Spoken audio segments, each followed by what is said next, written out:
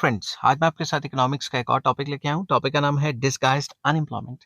शुरू करते हैं। शुरू करने से पहले बता दूं कि इस चैप्टर का नाम है अनएम्प्लॉयमेंट और इस चैप्टर के सारे लिंक्स आपको डिस्क्रिप्शन में मिल जाएंगे। तो डिस्गाइज्ड अनएम्प्लॉयमेंट क्या होता है? Disguised unemployment refers to a situation when the number of workers engaged in a job is much more than required to do the given work. एक काम करने के लिए मान लो 10 बंदे चाहिए और उसकी जगह 15 लगे हुए हैं, तो 5 बंदे तो फालतू लगे हुए हैं ना।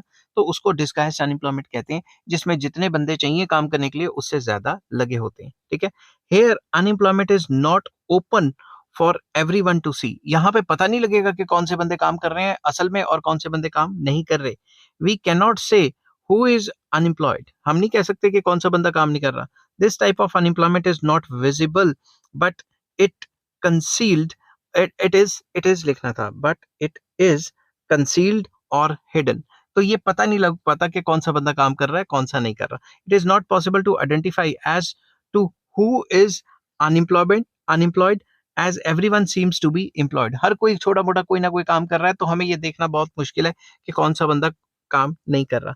This type of unemployment prevails mostly in rural areas.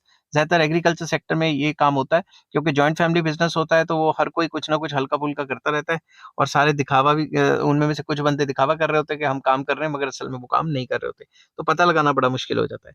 Disguised unemployment occurs when there are workers who are apparently working but their contribution to output is nil, in the sense that if they stop working the total output will not be decreased. यहाँ लिखना था will not be decreased। ठीक है, will not be decreased। तो ये एक ऐसी situation है, स्पीड में लिखा गया, और ये भी कह सकते हैं उनकी मार्जिनल प्रोडक्टिविटी जीरो है। इसको छोटा सा डायग्राम बनाता हूं मैं। यहाँ पे लिखा क्वांटिटी ऑफ लेबर, यहाँ पे लिखी टोटल प्रोडक्शन। शुरू में लेबर के बढ़ने से प्रोडक्शन बढ़ी, उसके बाद कांस्टेंट रहेगी। मतलब अगर इससे ज्यादा लेबर हम बढ़ाते हैं तो काम उतने का उतना ही रह जाता है। तो एडिशनल लेबर लगाने से कोई फायदा नहीं हो रहा, तो मार्जिनल प्रोडक्टिविटी ऑफ लेबर क्या होगी? जीरो। तो कहने की बात ये है कि जो फालतू बंदे लगा रहे हैं उनकी जो मार्जिनल प्रोडक्टिविटी है वो जीरो है। मैं फिर से एक बार पढ़ता हूँ। Disguised unemployment refers occurs when there are workers who are apparently working but their contribution to output is nil, in the sense that if they stop working the total output will not be decreased, total output गिरेगी नहीं। If some workers are withdrawn the same work will be done by fewer workers and output will not fall at all। तो मतलब output तो गिरेगी नहीं, क्योंकि कुछ बंदे पहले ही फालतू लगे हुए थे।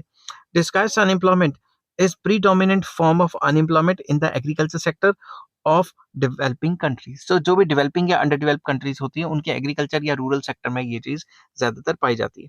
तो कंक्लूड करता हूँ, ये एक ऐसी सिचुएशन जिसमें जितने बंदे चाहिए उससे ज्यादा लगे हुए हैं, और अगर फालतू बंदों को हटा भी लेंगे तो आउटपुट कम नहीं होगी। आई होप ये वीडियो आपको पसंद आई होगी। अगर पसंद आती है तो please like, share and subscribe. इस चैप्टर के बाकी लिंक्स आपको डिस्क्रिप्शन में मिल जाएंगे। Take care, bye bye.